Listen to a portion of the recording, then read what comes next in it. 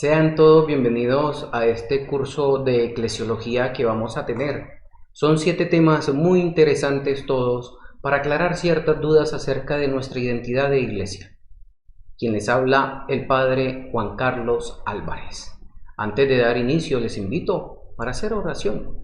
En el nombre del Padre, y del Hijo, y del Espíritu Santo. Amén. Le pedimos a Dios Todopoderoso para que sea Él quien nos envíe su Santo Espíritu, para que nos comunique las palabras que Él quiera darnos a conocer, para que nos aclare esas dudas, esas interrogantes, que sea este Santo Espíritu quien nos siga iluminando, que nos siga guiando y nos siga moviendo para alcanzar algún día la salvación eterna. Todo esto lo pedimos en nombre de nuestro Señor Jesucristo, tu Hijo, que contigo vive y reina, en la unidad del Espíritu Santo y es Dios, por los siglos de los siglos. Amén. Eclesiología. El primer tema con el que vamos a dar inicio hoy es el tema de la eclesiología. Partiendo desde la comunidad de los discípulos y discípulas de Cristo, este va a ser el tema central del tratado de eclesiología. Interrogantes que podemos tener en este momento: ¿qué es la iglesia? ¿Cuál es su identidad? ¿Cuál es su misión? ¿Qué lugar ocupa la iglesia en el proyecto de salvación? ¿Qué hizo Dios la iglesia? ¿Qué diferencia existe entre la iglesia católica y las otras comunidades cristianas? Bueno, todas estas preguntas y muchísimas más son las que vamos a tratar de alimentar en el estudio de eclesiología. Eclesiología. El principal objeto de estudio de la eclesiología es la iglesia, entendida en la realidad que ustedes y yo vivimos hoy. Es decir, esa iglesia que vemos como la comunidad eclesial, como esa comunidad de discípulos misioneros.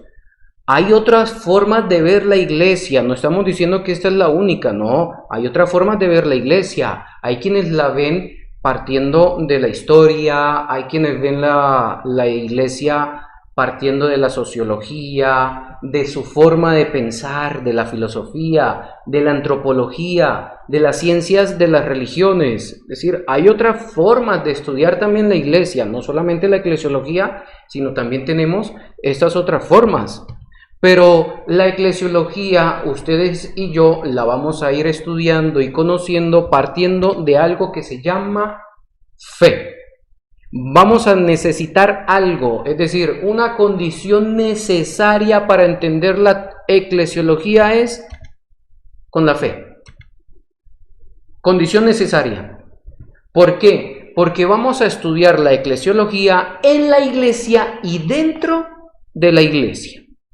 Pero quizás la interrogante que puede surgir en este momento: ¿desde cuándo se comienza a ver la eclesiología como un estudio, como algo sistemático?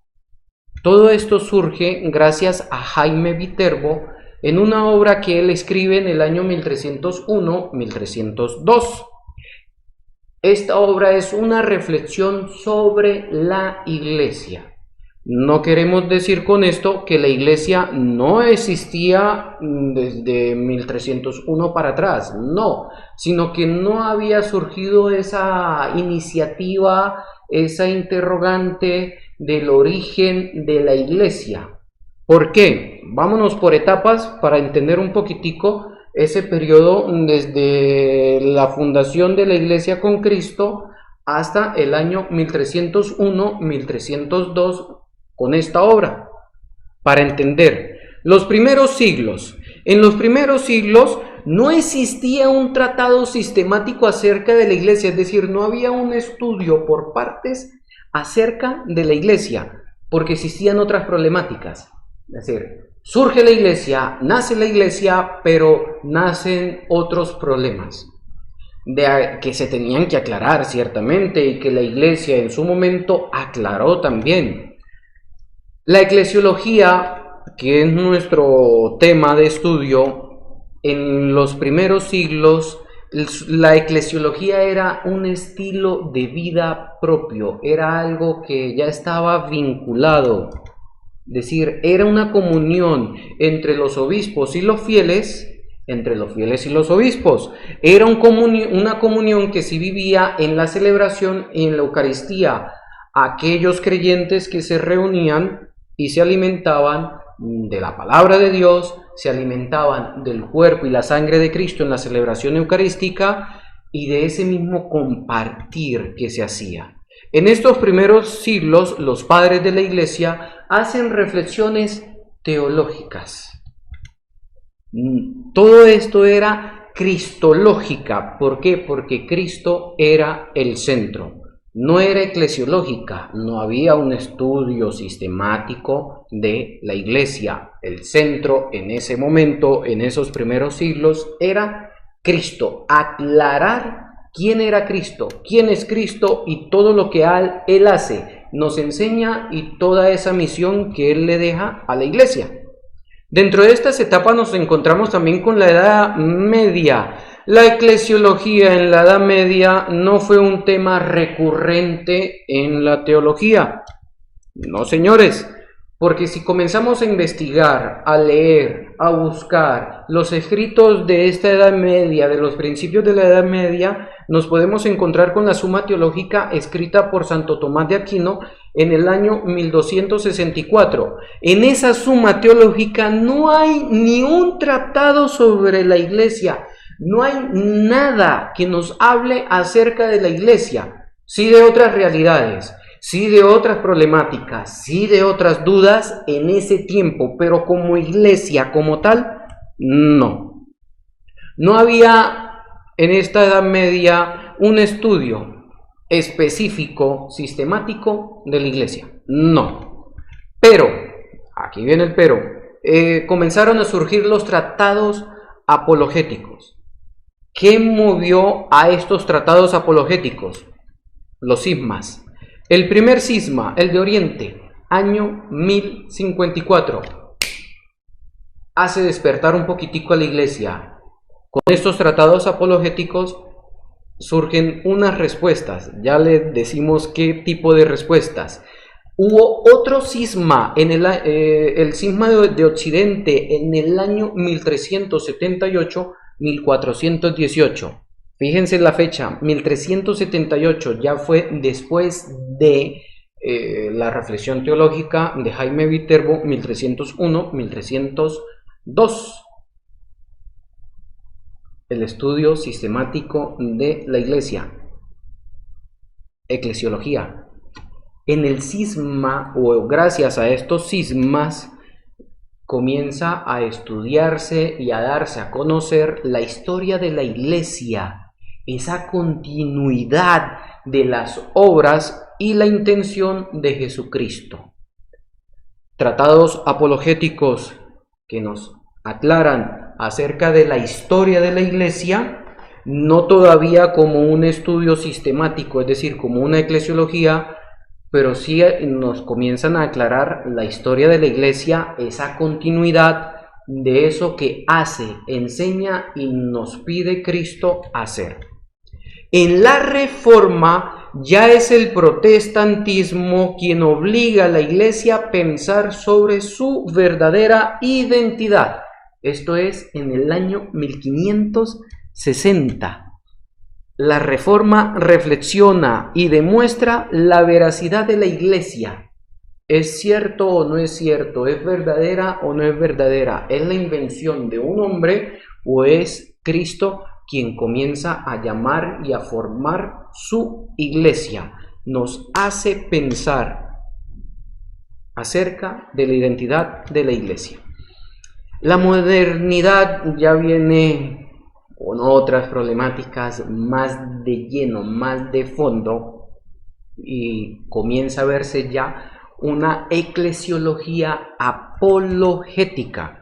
Es decir, vamos a entender, a estudiar y a profundizar acerca de la veracidad de la Iglesia. Hay que demostrar que la Iglesia es verdadera, y lo hace partiendo de unas vías. La primera vía, la vía histórica, es decir, la historia, es ver el obispo de Roma como el legítimo sucesor de Pedro. Hasta hoy, ustedes y yo ya sabemos cuántos sucesores de Pedro hemos tenido. Por si no lo recuerdan, porque yo sé que lo saben, son 266. Esa historia de la veracidad de la iglesia, quién la fundó, a quién deja al frente y después de ese, quién trae esa continuidad, el legítimo sucesor de Pedro. La vía notaron 4 notas muy nuestras como iglesia, que no tiene cualquiera de las otras iglesias. No, esta es muy nuestra: la unidad, la santidad, la catolicidad y la apostolicidad. Y tenemos una tercera vía, la vía empírica, milagro moral. Es decir, esos signos divinos que confirman la trascendencia de Dios en la iglesia. Esos milagros que hemos visto en la iglesia por parte de Dios. En la modernidad es donde se demuestra la veracidad de Cristo. Sí, en la modernidad donde la iglesia es verdadera, sí. En la modernidad es donde Cristo es verdadero, sí. Todo esto comienza a demostrarse, y aunque no lo creamos, ese poco de interrogantes que podemos escuchar hoy, ¿existe o no existe Dios? Es en la modernidad donde surgen todas estas preguntas. Vaticano I. Vienen ya las primeras reflexiones como iglesia reunida. Concilio Vaticano I. La inefabilidad papal, el documento La Dei Filium, donde se da ya la plena jerarquía, autoridad del Papa, que todo lo que él dice en cuestiones de fe es verdadero, no es falso. Es en el Concilio Vaticano I donde surge el cierre de la iglesia frente al mundo. ¿Por qué? ¿Por qué se cierra? La iglesia en ese primer momento asume la actitud de defensa. ¿Por qué se cierra? ¿Por qué se defiende? ¿De qué se defiende? La iglesia es verdadera, Cristo es verdadero, la existencia de Dios, demuéstrela. La iglesia se cierra, es decir, se cierra por completo en ese momento. Pero ya va, no se queda ahí. Concilio Vaticano II, la iglesia vuelve a abrirse otra vez, esa reunión de todos los representantes de la iglesia, todos reunidos, todos juntitos, comienzan a decir: no, ya va, no hay que cerrarnos a esta realidad, hay que abrirnos, hay que escucharlos y hay que responderles. Es un concilio netamente eclesiológico donde se estudia la iglesia, esa historia eclesial, de dónde viene, cómo surge, cómo llega, cómo la iglesia es medio de salvación, donde comenzamos a ver la eclesiología, la misión de la iglesia en el mundo. Todo esto gracias al Concilio Vaticano II. Y dentro del Concilio Vaticano II nos vamos a encontrar con una constitución dogmática llamada Lumen Gentium. Constitución dogmática llamada Lumen Gentium. ¿Qué responde a los problemas eclesiológicos sin solucionar en el Concilio Vaticano I? ¿De qué forma responde? Aquí vemos ya una iglesia eclesiológica nuevamente apologética, porque las respuestas que da acerca de la iglesia son respuestas bíblicas y respuestas pastorales, es decir, partiendo de el fundamento bíblico, la palabra de Dios, y partiendo de toda esa experiencia pastoral que ha tenido la iglesia durante todos los siglos. Gracias a esta constitución se abren los centros de eclesiología, es decir, un estudio concreto como tal acerca de la iglesia. Pero todo esto va agarradito de la mano porque no se puede separar, no podemos estudiar una iglesia si no tenemos también nuestros propios fundamentos. Todos estos estudios de la eclesiología va agarradito de la mano también del estudio de la eclesiología, la neumatología, los sacramentos, la mariología. Todas estas disciplinas teológicas están conectadas. La fe en la Iglesia existe y solo es posible a partir de la fe en el Dios Trinitario, en la encarnación y en todos estos hechos. Cuando hablamos de Dios Trinitario es Padre, Hijo, Espíritu Santo. Cuando hablamos de de Cristología estudiamos la Iglesia partiendo de Cristo, estudiamos la Iglesia partiendo neumatología del Espíritu Santo, estudiamos la Iglesia partiendo de los sacramentos, estudiamos la Iglesia partiendo de la Santísima Virgen María. No están separados. No podemos separar eclesiología de cristología, porque la imagen que tenemos de Jesús conformará la imagen que tenemos de la Iglesia.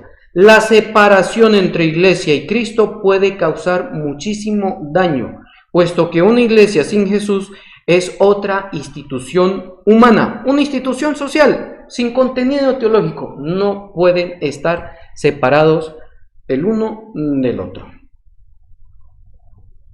Para profundizar un poquitico más, vamos a dejarle una tarea, una actividad. Sí, con tarea incluida. Todo esto viene con tarea. Vamos a leer, vamos a investigar la fecha del Concilio Vaticano I y la fecha del Concilio Vaticano II.